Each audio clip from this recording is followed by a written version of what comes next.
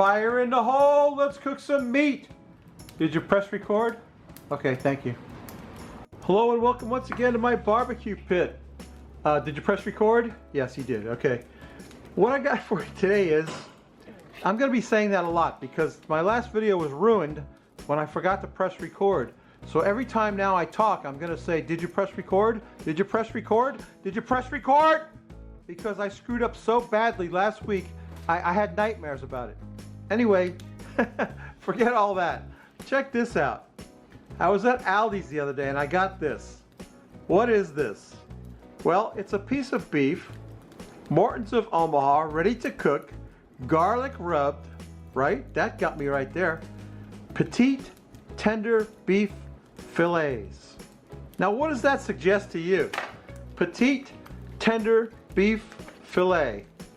It sounds like a really good cut of beef, right? Well, you start reading a little bit on the label. The first thing that should tip you off is the price. $16.71. What? $16 for beef tenderloin? It's not beef tenderloin. There's no way. It costs $16 for one slice of a beef tenderloin. Anyway, it also says here, contains a 12% solution of water, potassium acetate, lactate, and salt coated with seasoning. It says garlic rubbed, and you can see the garlic on that thing. It's definitely rubbed with garlic. And you turn it over, and here it is again, petite tender beef fillets, and it's got cooking instructions how to grill this puppy. It says to get your grill up to 400 degrees, throw this puppy on the fire, direct fire, and cook it to 145 degrees internal. There's no way I'm cooking beef to 145 degrees. I can't stand beef that's that cooked. That's way too cooked. So I don't even know what's in here. It's just one big piece of beef, and it's packed in this liquid. And the liquid is, according to this, 12% solution of water, potassium, lactate. We're going to discard the liquid. We're going to get this puppy out of here, throw the liquid away, and as soon as my fire gets up to temperature, we'll get him on the grill and we'll cook him. We're going to reverse sear it as we would a steak, but we're going to get the thermometer in there, and we're only going to cook him to about 125 internal, not the 145 that they recommend. And do I regret buying this? Not yet, but I may regret it later on when it comes time to taste it. But anyway, let me get it out of the package, see what it looks like out of the package, and I'll get it in this pan over here, and we'll get it on the grill and cook it. So there you go, Aldi's mystery meat, Morton's of Omaha. Ever hear of them? Not me. But for $16, if this is any good, it'll be a revelation. But I got a bad feeling about it. Anyway, stay tuned. Did you press record? Did you press record? Yes. Okay, so this is what the meat looks like out of the package. It's got a lot of garlic on it, and it was actually 2 pieces of beef, and they look like beef tenderloins, but they're not. They're not. I did a little research on the internet, and what these actually are is cut from the shoulder of the beef. Anyway, you know, we're going to make the best of it. That's all. What else can we do? I'm going to put a thermometer in the thickest one. There's 2 of them here. This one's a little bit bigger than the other one. I'm going to put my thermometer in this one, right in the middle of this one. And there's no way I'm cooking this to 145 degrees, I can tell you that. I got my Inkbird thermometer out here, and this meat is at 59 degrees at the moment. So it needs to come up to like room temperature, and also my fire needs to get a lot hotter than it is before we get them on the fire. But as soon as my fire gets going really good, we'll get them on indirect heat, like I said, and we'll just cook them a while until the internal temperature comes up to about 125 degrees, which is way past what I really usually like. I like beef rare, but it'd probably be medium rare if I'm lucky. Anyway, yeah, that's what we're going to do. We're going to cook this Aldi's mystery meat up. So stay tuned. Oh, did you press record? Did you press record? Record. Don't forget to press record. Okay, got my meat on the fire. The fire's not quite hot enough yet, but that's fine. And I'm gonna put the cover on that and let that cook. And it doesn't look that bad, really. It kind of looks like beef tenderloins, but it is not. It is cut from the shoulder of the beef. And well, all we can do is hope for the best. The grain runs this way, so all we have to do is slice it on an angle like that when it finally gets cooked. Got my meat probe in there, temperature probe. We're going to bring that up to, like I said, about 120. I'm going to stop it at 120 because I don't want it to go too far. I'm going to sear them over the hot coals, and then we're going to let them rest. While they're resting, we'll drink a beer, and then we'll taste this Aldi's mystery meat. So stay tuned. Did you press record? Did you press record? Okay, my Aldi's mystery meat is up to 120 degrees internal, so we're going to pull the thermometer out of there, get it out. I'm going to give them a good sear right over the hot coals, starting with this little one. They don't look very appetizing right now, but wait till I sear them up a little bit. Let's put a little hot sear on them and see what happens. I'll bet they look good afterwards. They look like tenderloins, but they're not.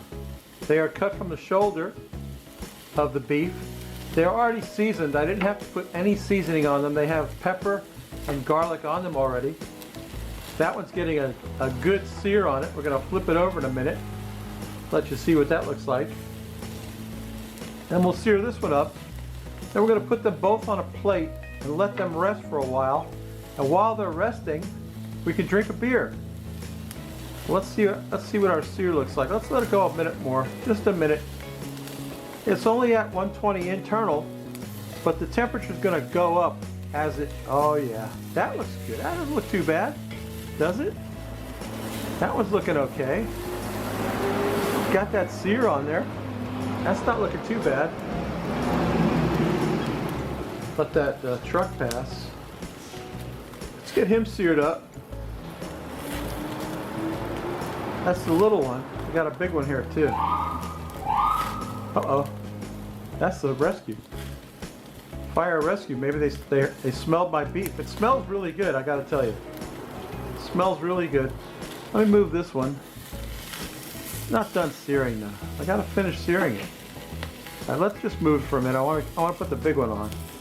I want to get a good sear on it. Doesn't look very appetizing without the sear on it. Let's get the sear on that one. This one doesn't look too bad. Doesn't look too bad. We cut against the grain. It might be edible. It smells good. I'll tell you that. Aldi's mystery meat. Anyway, yeah. Let me get them seared up, and I'll put them on a plate and cover them with foil. We'll let them rest a while. Then we'll drink a beer while they're resting, and then we'll slice them up and take a taste. So stay tuned. Did you press record? Did you press record? Okay, here's today's beer. My meat is over here resting comfortably. Here's today's beer. Sam Adams Boston Lager. One of my favorites from the old days. I haven't had this in a long time. Remastered, it says. Sam Adams is one of the first craft breweries in America to come out. I remember back in the day.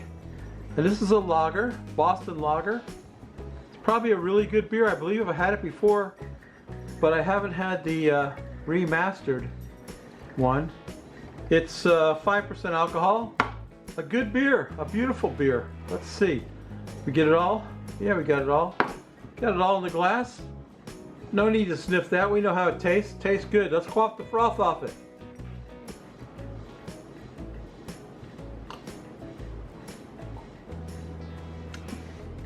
That's delicious. Absolutely delicious. Sam Adams Boston Lager. I guess it's brewed in Boston. I don't know. There you go. All right, let me get this mystery meat plated up. We'll get a taste of it, put some in my mouth. Stay tuned. Did you press record? Did you press record? Okay, my mystery meat is done. How's that look? Not too shabby, eh? You know what? It smells delicious, I gotta tell you. And it's very, very moist. But I don't know how tender it is. It's not bad. Not bad at all.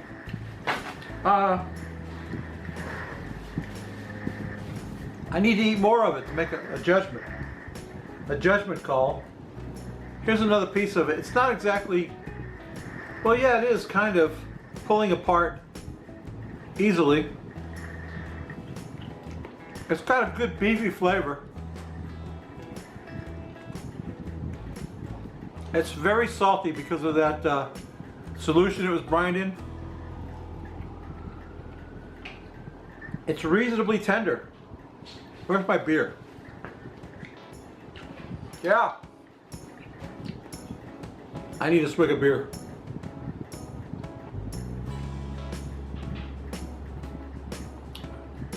Sam Adams, good stuff.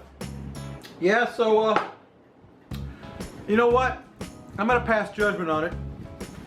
$16, can't be beat. Can't be beat. It's as good as any steak I've ever had. It's not as chewy as a sirloin steak, but it's not as tender as a filet mignon. Obviously, not for $16. You're not going to get anything like that. So anyway, babies, that's my video. Hope you enjoyed it. I hope all the segments of it come out in the wash. Lord knows I made a mistake last week, I'll tell you. I screwed up big time. But anyway, hopefully that's all behind us, okay? Maybe from now on, we'll strive for perfection. What do you think? You think that could happen? I doubt it. Hey babies, you know what I always say? If you like this crap, please subscribe. If you don't, I got somewhere special to send you this week. I forgot the name of the channel. It's something a little different, something you're not used to, I think. It's going to be a surprise. I'll make it a surprise. It'll be in the iCard right there. Look how good I pointed the iCard. That in itself should be enough to recommend the video. Anyway, oh, excuse me, got a burp. Okay, maybe it passed. Yeah, Aldi's mystery meat. Is it worth it? Is it worth $16? I think so. I think so, yeah. Is it a beef tenderloin? No, it's not. Cut from the shoulder of the beef. They shouldn't lie like that. Why don't they just tell you? Beef shoulder, marinated in garlic and sodium. Anyway, excuse me. Babies, that's the video. We'll see you next week. Bye!